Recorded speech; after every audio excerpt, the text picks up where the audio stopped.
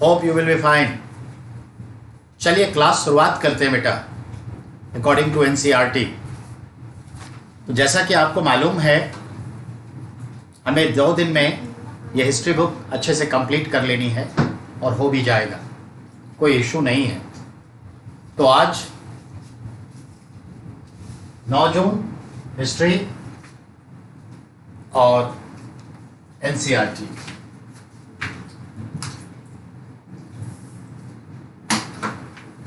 Class 6th chapter, हमारा जो ये चैप्टर है 9 और 10 हम लोग पढ़ने जा रहे हैं, ठीक है। तो 9 में थोड़ा रिमेनिंग है, 10, 9 और 10 को देखते हैं, गौर फरमाएंगे, ठीक है। ध्यान से सुनिए। यहां पर जो दिया हुआ था उसमें आपका एक बॉक्स है, page number 95, class 6 history, page number 95, Hindi medium, under chapter 9 there is a box में लिखा है सूत कातने और बुनने के नियम, स्पाइनिंग ऑफ फैब्रिक्स और वीविंग रूल। तो उस जमाने में कैसे स्पाइनिंग की जाती थी और कैसे बुनकर लोग बुनते थे, उससे रिलेटेड कुछ रूल्स हैं, ध्यान देंगे। और वो रूल्स कहां से पता चलता है? कौटिल्य रचित अर्थशास्त्र से। कौटिल्य ने अर्थशास्त्र की पुस्तक लिखी, उसमें अर्थव्यवस्था के ऊपर भी जिक्र है। लिखा तो गया है वो पॉलिटिकल साइंस पे, राजनीति पर अर्थव्यवस्था के भी 3 चैप्टर उसमें हैं। तो उसमें है, जरा गौर से सुनेंगे। अर्थशास्त्र के अध्याय 8 में, द चैप्टर 8 ऑफ अर्थशास्त्र। अर्थशास्त्र में कुल 15 चैप्टर हैं और चैप्टर को अधिकरण कहते हैं। अधिकरण, तो 8वां अधिकरण में बुनकरों के बारे में, सूत कातने के बारे में बातें लिखी गई है। विशेष पदाधिकारी की देखरेख में कारखानों में सूत की कताई और बुनाई की जाती है, यानी कारखानों में यह काम होता है और एक विशेष अधिकारी उसके लिए नियुक्त होते हैं, special officers. Under the guidance of special officers weavings and spinnings going on, ये कह रहा है।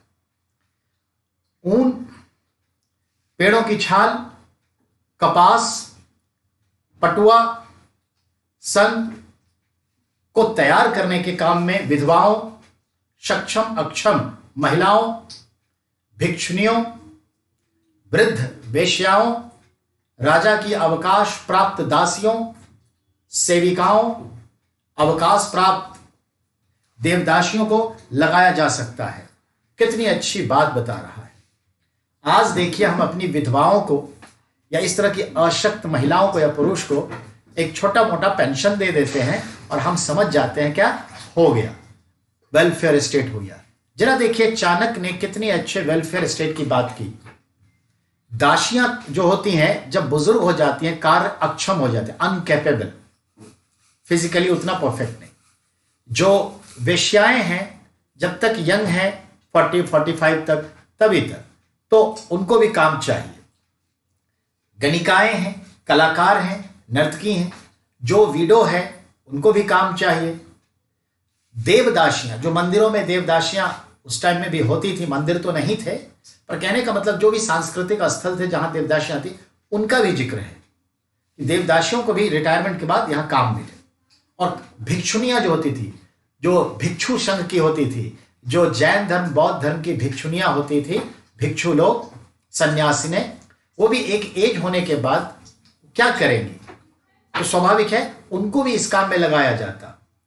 कहने का मतलब है सक्षम अक्षम, तो विडो भी है। तो हर प्रकार से ऐसी महिलाएं जो कार्य सक्षम अब उतनी परफेक्ट वर्किंग में नहीं रही, या जिस प्रोफेशन में थी उस प्रोफेशन में उसको काम नहीं मिलेगा, तो वृद्धावस्था में हम उसको एक पेंशन नहीं दे देते थे उस वक्त में, उनको उसके लायक काम दे देते। क्यों? क्योंकि बुनाई में, कताई में पेशेंस की जरूरत होती है, और पेशेंस बुजुर्गों में काफी होता है, और वो काम कर सकते हैं। इसमें क्या है, टेक्निकल थोड़ा बाइंड लगाना है, ज्यादा फिजिकल पावर की जरूरत नहीं है, और इस तरह से वो आराम से। और इससे क्या होगा कि उन लोगों को भी जीवन आधारित चीजों पर देना है, तो इसमें क्या कीमत भी कम रखी जा सकती है, मायने रखता है, और उनको भी इंगेज करके उनके उम्र को बढ़ाया जा सकता है, उनके तनाव को घटाया जा सकता है। बहुत ही परफेक्ट डिसीजन था चाणक्य का, मानेंगे ना इस बात को। और आज का दौर तो क्या कहना, जब जवानों को नौकरी नहीं मिलती थी, इन बुजुर्गों का कहा, उसमें भी महिलाओं का कौन देखने वाला, मायने है। That is very important. अब आइए आगे, पेड़ की छाल, उससे भी कपड़े बनते थे, पौधों का भी है, पटुआ है, सन है, मेस्टा है, ढैंचा है, और जानवरों के बाल के ऊन और सूती वस्त्र, सबसे कपड़े तैयार होते थे। तो यह मतलब हो गया, ठीक है। अब आए, इनके काम के और गुणवत्ता के अनुसार प्राश्रमिक देना चाहिए। वो क्या कहता है, ये जैसा काम करते हैं, जितना काम करते हैं, जितना अच्छा करते हैं, उसके अकॉर्डिंग इनका लेबर चार्ज पेमेंट होना चाहिए। बहुत अच्छी बात है। आज भी प्राइवेट जॉब में यही है। जिन महिलाओं को बाहर निकलने की अनुमति नहीं है, वो महिलाएं दासियों को भेज करके और कारखाने से सूत वगैरह मंगा लेती थी और बुनती थी या स्पाइनिंग करती थी, और तैयार हो जाने के बाद फिर कारखाने को भेज देती थी। यकीन मानिए, आज भी बहुत सारे जो एक्सपोर्ट के आइटम्स होते हैं, कपड़े बनते हैं, तो उसमें नक्काशी का काम, कसीदाकारी का काम, बटन लगाने का काम, जरी का काम, ये दिल्ली जैसे शहर में लोग घरों घरों तक पहुंचा देते हैं और घर से फिर उठा लेते हैं और उनको एक मिल जाता है। तो जो स्पेयर टाइम है महिलाओं का घर में, वो इस तरह से यूज करके अतिरिक्त धन कमा लेते हैं। तो यानी महिलाएं खास करके सूत काटने और कपड़े बुनने में लगी थी। ये आपका एक कॉन्सेप्ट हुआ, स्पेशली ये फीमेल, ठीक है, क्या कहते हैं आप उसको, फोकस्ड वर्क था, महिलाओं को इसमें एंगेज किया जाता था। अब आइए आगे, वे औरतें जो कारखाने तक जा सकती हैं, उन्हें अपना माल कारखाने तक ले जाना है और तड़के ले जाना पड़ता था। जरा गौर फरमाइएगा, जहां उन्हें प्राश्रमिक मिलता था, इस समय माल को अच्छी तरह जांचने के लिए रोशनी रहती थी। अगर निरीक्षक उस औरत की तरफ देखता या इधर उधर की बातें करता, तो उसे सजा मिलनी चाहिए। मैं बता दूं आपको बेटा, बहुत अच्छी बात कह रहा है। जो औरतें कारखाने तक जा सकती थी, तो उनको कब जाना है, तड़के। तड़के मतलब क्या है, दिन निकलने के बाद, क्योंकि जो काम उनको दिया गया वो जाके जब सौंप रहे हैं, तो अच्छे से जांचा परखा जा सकता है और रोशनी रहती है।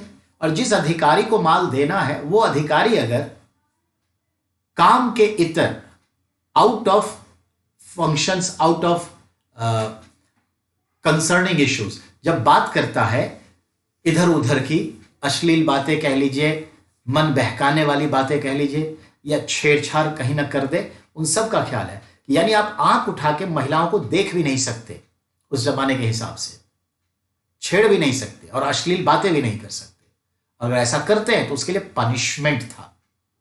मैं आपको एक एग्जाम्पल देता हूं, याद करिए, मदर इंडिया, नरगिस को अपने 2 बच्चों को पालना था। पति तो कहीं भाग गए थे राजकुमार, पर बच्चे को पालना था, तो जिस्म भी वो बेचने के लिए तैयार थी, बच्चों के पालने के लिए। क्योंकि जब आत्मा से आपका अनुराग हो जाता है, तो ये जो कार्नेल, ये बॉडी है ना, वो एक माध्यम है, नथिंग। हम इस शरीर का ही उपयोग करके उस ऑर्गेनिज्म को प्राप्त करते हैं, उस अध्यात्म को प्राप्त करते हैं। ये एक माध्यम है बेटा, अभी नहीं, समय के साथ आइडिया डेवलप हो जाता है। पर चलिए, वो सब कोई अलग इशू है। तो देखा आपने, शरीर बहुत छोटा पड़ गया, आत्मा, एक नए आत्मा का जो 2 बेटे को सृजन की थी, उसको पालना है। ये प्राइमरी फोकस्ड लक्ष्य हो गया और शरीर माध्यम हो जाता है। ये जो बात इसमें कह रहा है, अभी 4 दिन पहले मैंने आपको एक न्यूज शेयर किया था। उत्तर प्रदेश में गांव की एक महिला थी, उसके 2-3 बेटियां थी और हस्बैंड लॉकडाउन में बाहर ही फंस गया था, आ नहीं सकता था। तो पैसे की दिक्कत थी, लेकिन राशन तो कहीं भी ले सकते थे, तो अपने गांव में ही थे। तो राशन वाले को यहां गई और राशन वाले ने कहा कि राशन वाशन नहीं है, जाओ शाम को एक बार फोन कर लेना, और अपना नंबर दे दिया। शाम को वो राशन के ख्याल से फोन की तो बात को ये घुमाने फिराने लगा, और कुल मिला के बात ये है कि तुम मेरा काम कर दो, मैं तुम्हारा काम कर दूंगा और भी बहुत कुछ दूंगा। ये लेडीज इस बात को रिकॉर्ड कर ली और पदाधिकारी वगैरह को दे दी। 2 दिन के बाद वो अरेस्ट हो गया। वही बात कह रहा है। अब बताइए, जो मूल समस्या है आज से 2500 साल पहले भी वही था, आज भी वही है, क्योंकि हमारी फितरत जल्दी बदलती नहीं है। बदलना चाहिए ना, ये है। अब आइए, तो कुल मिला के जो बात हुई आप भी जानते हैं, इसको कैसे समझेंगे? विशाखा एक्ट। ऑफिस में महिलाओं के साथ अश्लील बात करना, छेड़छाड़ करना, उसके सामने कपड़े उतारना, या इसके अलावा अश्लील मैगजीन्स उसके सामने में पढ़ना, गलत इशारे करना, गलत इशारे से शरीर को छूना, ये सब चीजें जो है अश्लील हरकतें मानी जाती है, और विशाखा एक्ट के तहत उनको सजा मिलती है। ठीक है, ऑफिस में सेक्सुअल हरासमेंट का केस बनता है। देखा आपने, चाणक्य भी सोचा हुआ है, मायने रखता है। 2500 साल में इंडिया गवर्नमेंट और चाणक्य की सरकार में कोई फर्क नहीं है। नेक्स्ट, अगर औरत ने अपना काम पूरा नहीं किया तो उसे जुर्माना देना होगा, और इसके लिए उसका अंगूठा भी काटा जा सकता है। समझ में आई बात? औरत को जो काम दिया गया, टाइम पर वो काम नहीं है तो उसके लिए पेनल्टी है। आज भी पेनल्टी ली जाती है, और जुर्माने के तहत पर गलत कुछ किया तो अंगूठा भी काटा जा सकता है। यह पनिशमेंट थोड़ा सा गलत था, मैं इसके अगेंस्ट जाऊंगा। ठीक है, चलिए अब अरिकमेडु के ऊपर में बात है कि सूक्ष्म निरीक्षण अरिकमेडु का, उस पर हम बात करें। तो बेटा आपका दिया हुआ है सूक्ष्म निरीक्षण अरिकामेडु। ध्यान देंगे, आज के तमिलनाडु के पूर्वी तट पर, तमिलनाडु में पुडुचेरी के 2 डिस्ट्रिक्ट हैं, एक पुडुचेरी और एक करैकाल। तो जो पुडुचेरी है उसी का नाम अरिकमेडु। तो पुडुचेरी के भीतर एक अरिकमेडु छोटा सा टाउनशिप, और अरिकमेडु बहुत बड़ा एक बंदरगाह, पोर्ट। तो अरिकमेडु पोर्ट था, और यहां से रोमन एम्पायर से ट्रेड चलता था, व्यापार होता था, और व्यापार भारत के पक्ष में था, क्योंकि रोमन सिक्के टेबेरियस के, ऑगस्टस के भारत में अरिकमेडु में मिले हैं। अरिकमेडु में सूती वस्त्र उद्योग था, कपड़े रंगने का हौज भी मिला है। जो रोमन प्रकार के मिट्टी के घड़े नुमा वेजल्स थे वो अरिकमेडु में मिला है। अरिकमेडु में एक ऐसा बर्तन मिला जो सुराहीदार है, यानी नैरो नेक वाला है, और 2 हत्थे हैं। जैसे बेटा मग हमारा होता है ना, कॉम्प्लान वगैरह पीते हैं तो एक तरफ हत्था होता है, दूसरी तरफ भी हत्था हो, दोनों तरफ। बच्चे के दूध पीने वाले कुछ बोतल दोनों तरफ हत्थे वाले होते हैं जो आराम से पी ले।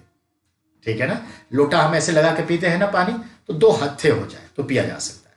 तो बड़े पात्र जिसमें शराब उराब रखा जाता होगा, या कुछ और भी रखा जाता होगा, जिसको अकेले डंडे से उठाएगा तो मिट्टी का बर्तन है, टूट जाएगा, तो दोनों तरफ से उठाने के लिए हो गया। तो याद रखिएगा, इस तरह के बर्तन जो एक सुराहीदार मिट्टी का, पकी हुई मिट्टी का बर्तन है, जिसके नैरो नेक हैं और दोनों तरफ हत्थे लगे हुए हैं, इसका नाम है एम्फोरा। एम्फोरा जो है रोमन वेजल्स था, जो अरिकमेडु में भी मिला है। रोमन सिक्के भी सोने के, चांदी के अरिकमेडु में मिला है। और अरिकमेडु में ही एक बड़ा सा हौज मिला है जिसमें कपड़े रंगे जाते थे। कपड़े यहां से निर्यात होते थे, तो मोती वगैरह सब निर्यात होते थे, चम्मच छुरी कांटे सब निर्यात होते थे। तो ये ध्यान रखना है। तो ये दिया हुआ है, तो यहां लिखा है, देखिए, अरिकमेडु पुडुचेरी लगभग 2200 से 1900 साल पहले अरिकमेडु एक पत्तन था। It was a port near about 300 to 200 BC, यानी संगम काल था उस टाइम में। उस टाइम में संगम मेरा था साउथ इंडिया में। ठीक है, अब ध्यान देना है, ईंटों से बना एक ढांचा मिला है जो संभवतः गोदाम रहा, जहां भूमध्य सागरीय क्षेत्र के एम्फोरा, वही एक पात्र मिला। या तो इसमें शराब रखी जाती थी या जैतून का तेल, ऑलिव ऑयल रखा जाता था, तरल पदार्थ रखने का था। इन दोनों तरफ से पकड़ने के लिए हत्थे लगे हुए थे। तो ये मतलब है। और ये एम्फोरा का सवाल जो सी टेट का एग्जाम होता है ना, सी टेट टीचर्स के लिए, उसमें पूछा जा चुका है। पानी तो सी टेट का एग्जाम में पूछा जा चुका है। अब आइए, इन्हें दोनों तरफ से पकड़ने के लिए हत्थे थे। फिर है एक अगला एरेटाइन। तो एरेटाइन जैसे मुहर लगे लाल चमकदार बर्तन भी मिले हैं। इन्हें इटली से शहर के नाम पर एरेटाइन पात्र के नाम से जाना जाता है, और मुहर लगे सांचे पर गीली चिकनी मिट्टी को दबाकर इस पर बनाया गया। कहने का मतलब है, रोम में एक छोटा सा शहर रहा एरेटाइन। एरेटाइन जैसा एक बर्तन जहां वो यूज करते, वही बर्तन यहां भी मिला है। तो इसका मतलब है कि हम कुछ लग्जरियस टाइप की चीजें यहां भी मंगाते थे, और रोमन व्यापारी यहां आते जाते थे। लेकिन रोमन डायरेक्ट आते थे, ये कम चांसेस हैं, क्योंकि अरब के व्यापारी मध्यस्थता का काम करते थे। अरब के व्यापारी इंडिया से ले जाके फिर उसे मेडिटेरियन शिप पर रोम को बेच देते थे। पर व्यापार रोम और इंडिया के बीच था, लेकिन मीडिएटर का काम कौन करते थे? हमारे अरब के व्यापारी लोग करते थे। ये चीज। तो एम्फोरा क्या है? डबल हत्थे वाला सुराहीदार एक बर्तन। एरेटाइन क्या है? तो रोम के एक शहर के नाम पर जो एक बर्तन का नाम है एरेटाइन। तो एम्फोरा, एरेटाइन, कपड़े रंगने वाले हौज, टेबरियस और ऑगस्टस के सिक्के, ये सब हमें अरिकमेडु से मिले हैं। और उस जमाने में एक पत्तन था, पूर्वी तट पर है, आज के पुडुचेरी में, तमिलनाडु वाले रीजन में। ये समझ में आ गई बात बेटा? अब आइए आगे।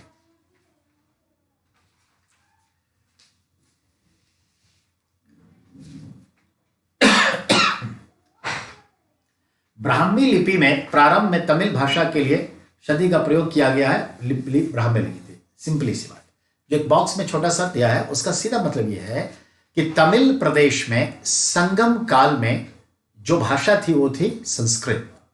लिपि जो थी ब्राह्मी नहीं, ग्रंथि। लेकिन आगे बढ़ करके देखें, आफ्टर संगम एरा, तो तमिल भाषा का जन्म होने लगा। लेकिन इस तमिल लैंग्वेज को लिखा जाता था ब्राह्मी लिपि में। Tamil language written in Brahmi script. That is a good question will B.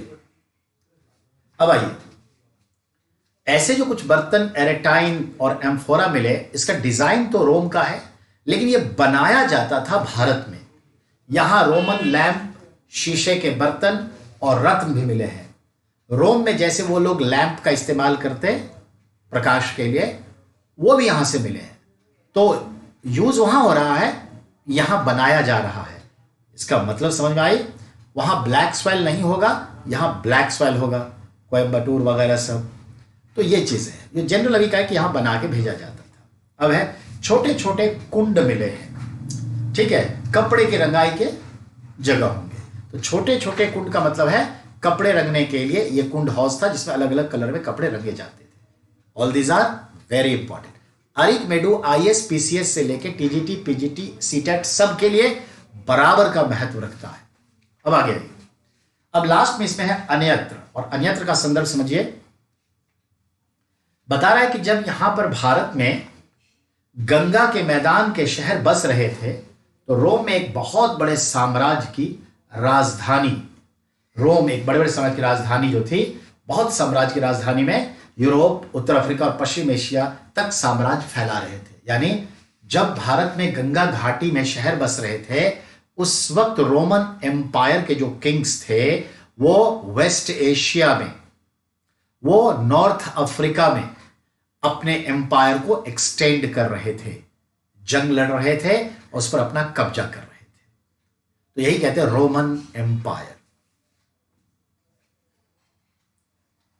तो इटली को देखिए, भूमध्य सागर में है रोम, इटली। और अगर गौर फरमाएंगे तो उसके समान दूरी पर वेस्ट एशिया है, इक्वल डिस्टेंस पर ही नॉर्थ अफ्रीका है, और खुद जो है इटली आसपास के क्षेत्र पे भी कब्जा किया है। मेडिटेरियन सी के कई आइलैंड पर कब्जा था।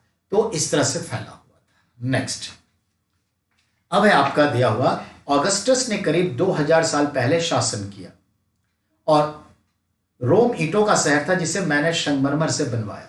ध्यान में रखिएगा, इंपॉर्टेंट है। ऑगस्टस नाम का राजा रोम में 1st सेंचुरी एडी में 40 एडी के आसपास रूल कर रहा है, और वो अपने अभिलेखों में कहता है रोम पहले ईंटों का शहर था, ब्रिक्स मेड सिटी। मैंने उसे खूबसूरती दे दी है, यानी संगमरमर से डेकोरेट किया है। ऐसे समझिए, जब अशोक ने स्तूप वगैरह बनाए तो वो ईंटों के थे, बाद के राजाओं ने उसे टाइल्स वाइल्स लगाना शुरू किया। ऐसे समझिए, जब देखा जाए तो अकबर ने राजमहल सब बनवाया लाल बलुआ पत्थर से, पर डेकोरेशन का काम मार्बल से उसे शाहजहां ने किया। ठीक है, याद रखिएगा। ठीक उसी तरह से कंपेयर करिए, जैसे मुगल के समय निर्माण का काम अकबर ने किया और उसे डेकोरेट करने का काम मार्बल से शाहजहां ने किया, वही चीजों के लिए वहां सोचिए कि अन्य राजाओं ने रोम का निर्माण किया, पर उसे डेकोरेट मार्बल से किसने किया? ऑगस्टस ने किया। ऑगस्टस 40 एडी में रूल कर रहा है। ऑगस्टस के नाम से अगस्त का महीना है, ये याद रखिए। अब अगले पॉइंट पर आइए। ऑगस्टस कहता है कई मंदिर महल भी बनवाया। ऑगस्टस ने बड़े बड़े रंग मंडल, एम्पी थिएटर बनवाए। इसमें चारों तरफ दर्शकों के बैठने का सीढ़ी नुमा जगह होता था। बेटा, आज जो स्टेडियम होता है ना, तो बीच में आप देखते हैं मैदान होता है, चारों तरफ जो है सीढ़ी नुमा बैठक होती है। तो उस टाइम में भी क्या होता था? एम्फीबियन, बायोलॉजी पढ़ते हैं ना, एम्फी मतलब डबल, दो। जो जंतु दो तरह का जीवन जी ले, पानी में भी और धरती पर भी, एम्फीबियन, यही मतलब है। तो एम्फी मतलब दो, तो एम्फी थिएटर यानी दो तरफ से बैठने का। थिएटर में दो तरफ से लोग देख सकते हैं, तो धीरे धीरे स्टेडियम चारों तरफ का बन गया, तो एम्फी थिएटर ये था। तो रोम में बड़े बड़े एम्फी थिएटर बनाए, जिसको रंगमंडल कहते हैं। और ये एम्फी थिएटर जो होता था, तो जो मैदान है जहां पर ग्लैडिएटर सब तलवारबाज लड़ने में आता, जैसे आपने मोए जोदारो में देखा ऋतिक रोशन कैसे लड़ रहा है, अभी आपने काशमोरा में देखा, एक पिक्चर है, बाहुबली में आपने देखा एम्फी थिएटर में ही तो सब बैठा हुआ है और वो सांड से लड़ रहा है। तो ऐसे लड़ते थे ग्लैडिएटर। ग्लैडिएटर एक मूवी आई थी, देखना चाहिए था, रशेल क्रो की, बड़ी अच्छी मूवी थी। तो लड़ता है। और इतना ही नहीं, एम्फी थिएटर के साथ साथ जानवर भी रखे जाते हैं, हाथी, बाघ, मगरमच्छ, ये सब पाले जाते हैं और लड़ाई के लिए उसको छोड़ दिए जाते। अकबर भी ये काम करता था, 1000 चीता पाल के रखा था और ऐसे ही थिएटर में लड़वाता था और देखता था। तो कहने का मतलब है, जो है उसके नीचे बेसमेंट में जानवर सब रखे जाते थे, जो ये मैदान है उसके नीचे, तो पूरा अंडरग्राउंड सिस्टम भी होता था। चलिए, आप समझ गए एम्फी थिएटर। अब अगला ये कहता है स्नानागार भी बनवाए, जहां स्त्रियों और पुरुषों के लिए अलग अलग समय निर्धारित थे। यहां लोग एक दूसरे से मिलते थे, आराम करते थे। बड़े बड़े जलाशय, सेतु, ठीक है, एक्वाडक्ट के जरिए शहर के स्नानागारों में, फव्वारों में, गुसलखानों के लिए पानी लाया जाता। कहने का मतलब है, रोमन एम्पायर में देखा जाए तो एक चीज का बड़ा महत्व था, जल का। जल का तो हर जगह है, यानी जलाशय का, यानी स्विमिंग पूल का। देखा आपने, सिंधु घाटी सभ्यता में भी स्विमिंग पूल थे। और जो ये लोग हमारे देश में दक्षिण की ओर प्रस्थान कर गए, आज पूरे दक्षिण भारत में जहां मंदिर जाइए स्विमिंग पूल है, बड़ा सा तालाब है, सीढ़ी नुमा तालाब है। किसी भी मंदिर में चले जाइए, हर जगह बिल्कुल सिंधु घाटी सभ्यता वाले की तरह वो जी रहे हैं, हमारे द्रविड़ समुदाय के लोग। तो ये चीज है। तो रहने का मतलब ये है, कहने का मतलब ये है कि रोम में बड़े बड़े स्विमिंग पूल हुआ करते थे महल के भीतर, और लोग यहां स्नान करने के लिए आते और घंटों उस पानी में बैठकर जल क्रीड़ा भी करते थे, प्रेम भी करते थे और खेलते भी थे, और बड़ी गंभीर बातें भी करते थे, विचार करते। राजनेता लोग होते थे, इवन वाइफ हस्बैंड, पति पत्नी, राजा रानी भी बैठती थी। और लड़कियों के लिए नहाने के लिए भी अलग टाइम था, मर्दों के नहाने का अलग टाइम था। ये सब था। गूगल पे भी ये सब जाएगा तो मिल जाएगा, आजकल तो गूगल में बहुत कुछ है, तो ये समझ में आना है। तो swimming pool is very important. अब शहर में जो फव्वारे होते थे पानी जल का, उसके लिए, किचन में जो गुसलखाने में पानी का इस्तेमाल होता था उसके लिए, और इन बड़े बड़े जो जलाशय में पानी आता था उन सब के लिए प्रॉपर चैनल होता था, जिसको क्या करें, एक्वाडक्ट। डक्ट मतलब क्या होता है, कोई भी पात्र जिसमें भरा जाए। एक्वा मतलब जल, एक्वाडक्ट यानी वो एक ब्रिज के तरह अपलिफ्ट करके वाटर लाया जाता था। तो ये चीज ऐसे ही हमारे नाहरगढ़ के किले में, जयगढ़ के भी किले में सब जगह है एक्वाडक्ट होता था। चलिए, तो ये पॉइंट आपका क्लियर हो गया और ये चैप्टर 9th क्लियर हो गया। Now we have to discuss 10th chapter. अब बेटा हम लोग 10वें चैप्टर के ऊपर बात करेंगे।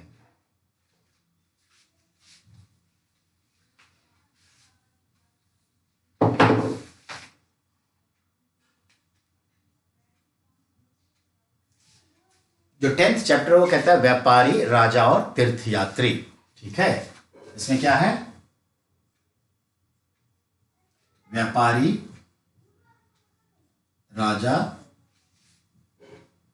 और तीर्थयात्री, ये आपका चैप्टर का नाम है। ट्रेडर्स, किंग्स और पिलग्रिम। तो याद रखना है हमारा फोकस किस पे होगा? व्यापारी पर, राजा पर और तीर्थयात्री। ठीक है ना? Just 1 minute.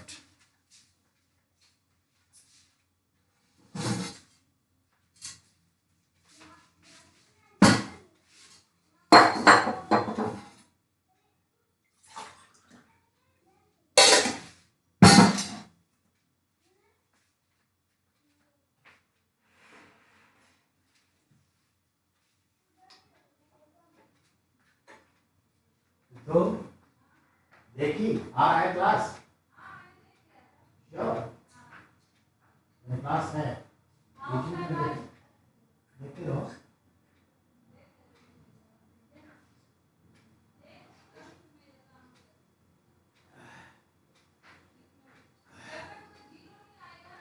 हाँ,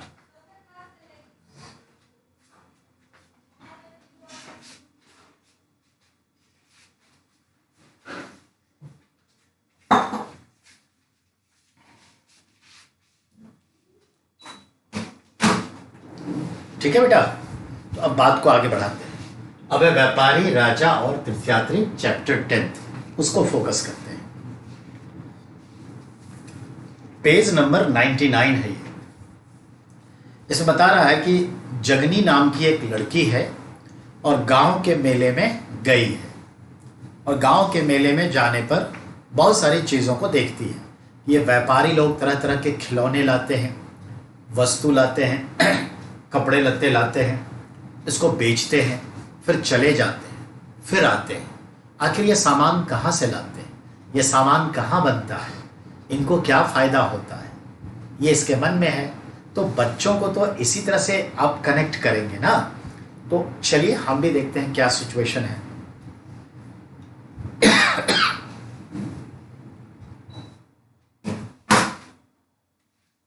ध्यान, गौर फरमाना है। व्यापार और व्यापारियों के बारे में जानकारी। दक्षिण भारत सोना के लिए, मसाले के लिए, खास करके काली मिर्च और कीमती पत्थरों के लिए जाना जाता था। काली मिर्च रोमन साम्राज्य में बहुत ही इसकी मांग थी और उसकी जरूरत के हिसाब से वो बहुत ही इंपॉर्टेंट था। तो वो उसे ब्लैक गोल्ड कहते थे, काला सोना कहते थे। और हम जानते हैं कि उन लोगों को ये ब्लैक पेपर, काली मिर्च बहुत प्रिय था क्योंकि उनकी जरूरत थी। इन दैट रिस्पेक्ट वो यवन हम कहते थे यूरोप के लोगों को, यूनान के लोगों को। ठीक है, यवन।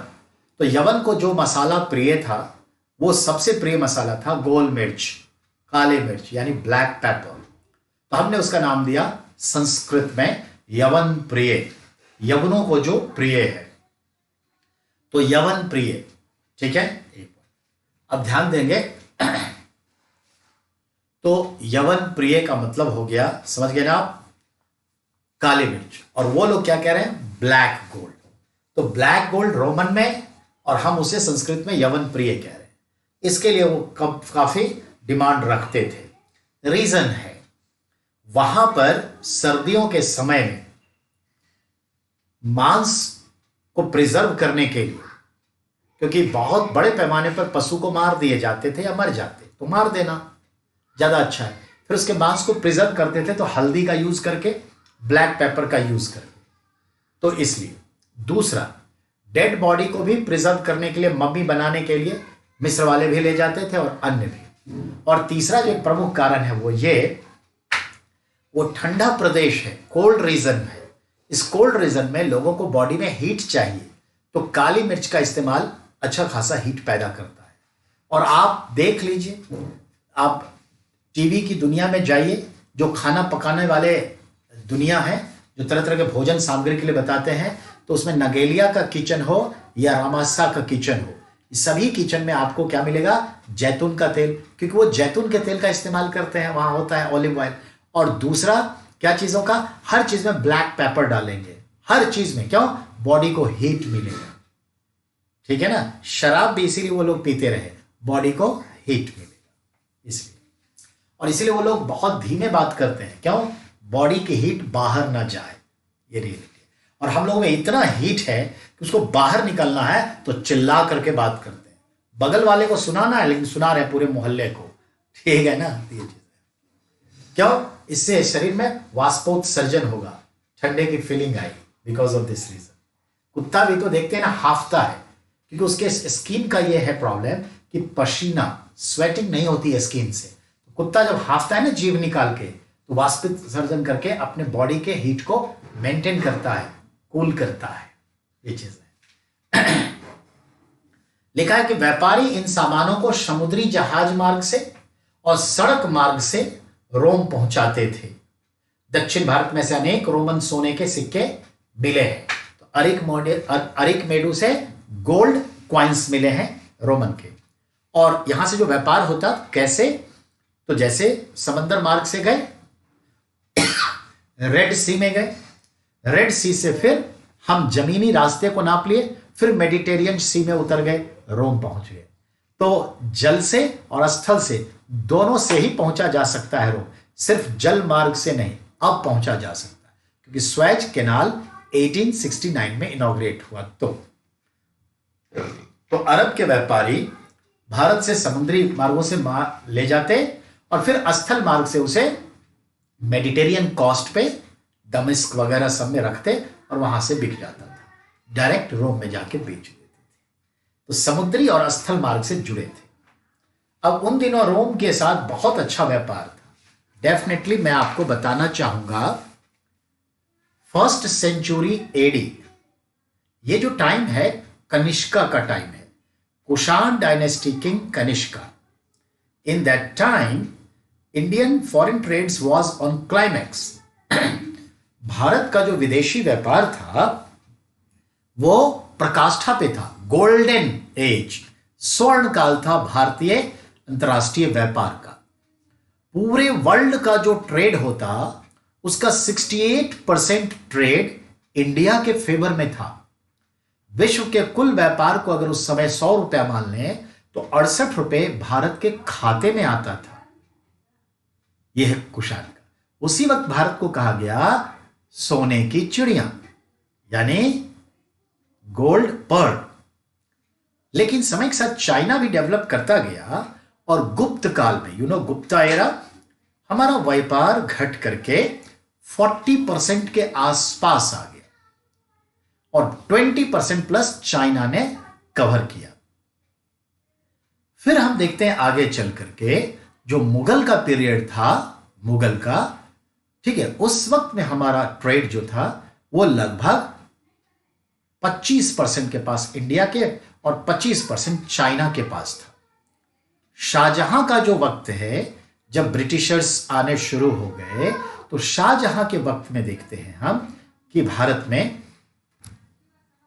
18% वर्ल्ड ट्रेड का हिस्सा इंडिया के पास था और चीन 30% पे था।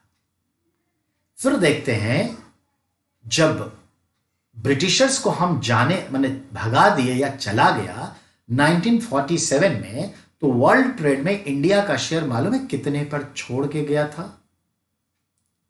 सोचेंगे, 2% पे, 2% पे छोड़ के गया था। और हम गिरते ही चले गए और 1990 में हम वर्ल्ड ट्रेड में 60 पैसे के हिस्सेदार रह गए। फिर हम एलपीजी पॉलिसी लाए, हमारे मिस्टर मनमोहन सिंह लेकर आए, और उस पॉलिसी से जो डेवलपमेंट का एक सिस्टम शुरू हुआ, नतीजतन हम आगे बढ़े और फाइनली क्या करके लाए, तो हम 2012-13 में 3.25% पर पहुंच गए थे। 3.25%। यकीन मानिए अभी हम 2.25% पे हैं, फिर गिर गए। पूरे वर्ल्ड का गिरा है, डिसेंट्रलाइज हुआ है, गिर गए, लेकिन आगे बढ़ना चाहिए। तो सोने की चिड़िया का कॉन्सेप्ट 1st सेंचुरी एडी का है, कुषाण वंश के राजा कनिष्क का समय है और व्यापार चरमोत्कर्ष पे था। हमारे यहां से सूती वस्त्र जाते थे, ढाका का मलमल जो कहते हैं, तो उड़ीसा जो है मलमल बनाने के लिए जाना जाता था, बंगाल वाला रीजन जाना जाता था, बहुत महीन सूती वस्त्र जाते थे। और यहां से जो जाते थे रोम में, तो जो अमीर लोग थे तो उसे पहनते थे। और आपको ही मालूम है कि पूरा का पूरा एक थान एक अंगूठी से निकल जाता था, बहुत ही ट्रांसपेरेंट होता था, मकड़ी के जाल जैसा। और इन वस्त्र को वहां के राजा महाराजा पहनते, सूती भी और रेशम भी। लेकिन सूती का जो था मलमल बहुत ट्रांसपेरेंट, महिलाएं भी पहनती। आज भी देखते हैं हॉलीवुड बॉलीवुड की लड़कियां बहुत फैशन और बहुत कुछ पहनते थे। रिमेंबर, प्लिनी नाम का जो वहां का ज्योग्राफिस्ट और इतिहासकार था, वो रोता है कि लिखता है कि रोम अपना सारा धन भारत से मलमल पे छुरी कांटे वगैरह लेविस चीजों को मंगाने पर बर्बाद कर रहा है, लुटा रहा है धन। जैसे हम आज चीन से कुछ चीजों को लाने के लिए लुटा रहे हैं, ऐसे समझिए। वो रोता है और वही कहता है कि भारत के मलमल के वस्त्र को 7 तह 7 फोल्ड में पहनने के बाद भी जब स्त्रियां सड़कों पर निकलती है तो यह नैतिकता का प्रश्न खड़ा कर देता है। इतना ट्रांसपेरेंसी थी। समझ में आई हमारी बात? तो ये हम थे, नो डाउट। आज हम इटली के वस्त्र यहां पहनते हैं, इटली के ब्रांड यहां चलते हैं। फर्क देखिए, तो ये याद रखना है। तो ये वहां पर ऑलरेडी है। अब आगे देखिए क्या लिखता है उसके लिए।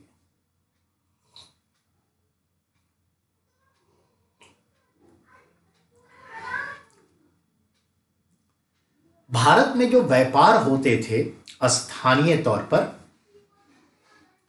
उसके ऊपर एक कविता है संगम काल के पुस्तकों में। तो एक पोयम है रिलेटेड टू संगम एरा, वो सुनिए। तो पोयम का संदर्भ ही है, याद रखिएगा।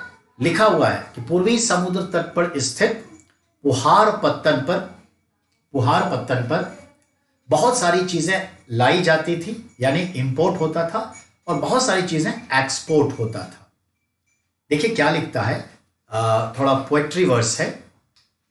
समुद्री जहाजों पर लाए गए तेज तर्रार घोड़े, यानी दक्षिण भारत घोड़े का आयात कर रहा है, ठीक है ना। समुद्री जहाजों पर लाए गए तेज तर्रार घोड़े, यह मतलब निकल के आया।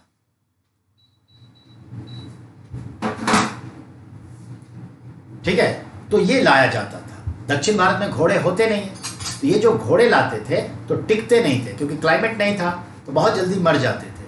यही चीज आप विजयनगर के लिए भी पढ़िएगा कि विजयनगर अपना धन घोड़े पर खरीद करके लुटाते जा रहा है, ठीक है, लेकिन घोड़े टिकते नहीं थे क्योंकि उसकी जलवायु नहीं है। दूसरा लिखा है लाइन, गाड़ियों पर काली मिर्च की गठरियां, पुहार बंदरगाह पे काली मिर्च की गठरियां देखी जाती थी। हिमालय से मिले रत्न और सोना, यानी उत्तर भारत से गोल्ड और जेम्स हिमालय की चीजें लाते थे। दक्षिण भारत की पहाड़ियों से चंदन की लकड़ियां, साइलेंट वैली कर्नाटक वाला पार्ट, यहां पे चंदन की लकड़ियां काफी है।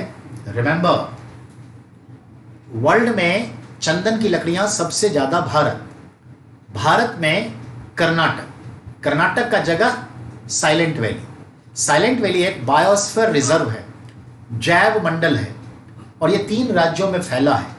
50% केरला में है, जहां हाथी को मारा गया है अभी बम से, 50% केरला में है, रेस्ट ऑफ पार्ट जो है तमिलनाडु और कर्नाटक में स्प्रेडेड है। Point clear?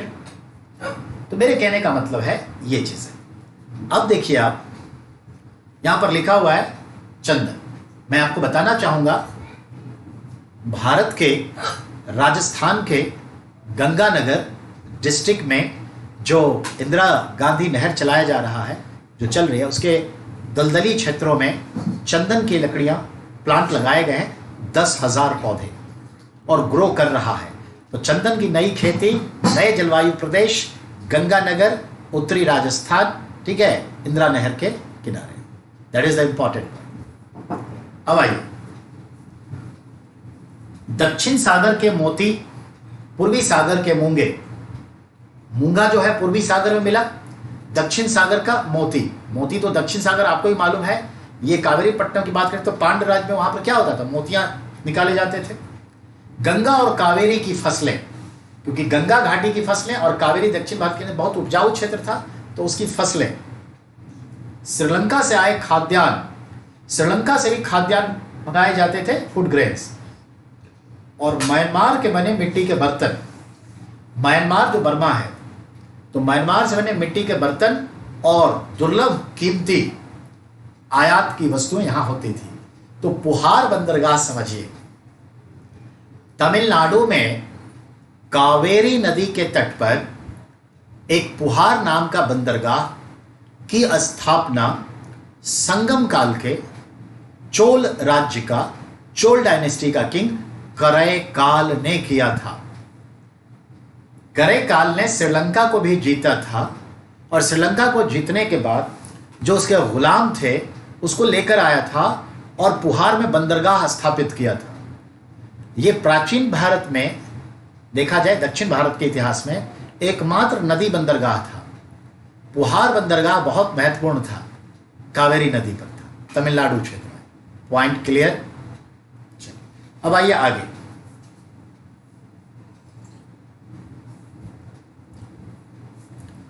रोम के साथ जो हमारा व्यापार होता था, तो व्यापारी लोग जो रोम के आते थे, और खास करके अरबियन व्यापारी, उस टाइम में इस्लाम तो था नहीं, तो अरब के व्यापारी, आप कहिए अरब देश के थे, अरबी भाषा बोलते थे। तो अरब के व्यापारी, अफ्रीकन कुछ ट्रेडर्स आते थे। तो वो जो आएंगे तो भारत से वो पश्चिम में है, अरब सागर के पश्चिमी तट पर है, और वेस्ट एशिया भी। तो ये लोग भारत कब आएंगे, तो इंतजार करते थे साउथ वेस्ट मॉनसून के बहने का। जब ये मई के आसपास दक्षिणी पश्चिमी मॉनसून बहने लगता, तो उनके पूरब में भारत था और उनके नाव को ये दक्षिण पश्चिमी हवाएं, मॉनसूनी पवन फोर्स दे देगी। तो क्या होगा, आसानी से ये पार कर जाएंगे कम मेहनत में। तो वो लोग साउथ वेस्ट मॉनसून का इंतजार करते। And I would like to be added one things, दक्षिणी पश्चिमी मॉनसून की खोज मिस्र के एक नाविक ने 52 ईस्वी एडी में किया था, जिस व्यक्ति का नाम था Hippalus. A navigator of Egypt name Hippalus who discovered south west monsoon in Arabian sea in 52 AD. Very hot question, आपके एनसीईआरटी में भी है, लेकिन उसके लिए 12वीं के एनसीईआरटी आपको पढ़नी होगी। अब आइए, अगला है समुद्र तट से लगे राज्य। कहने का मतलब यह है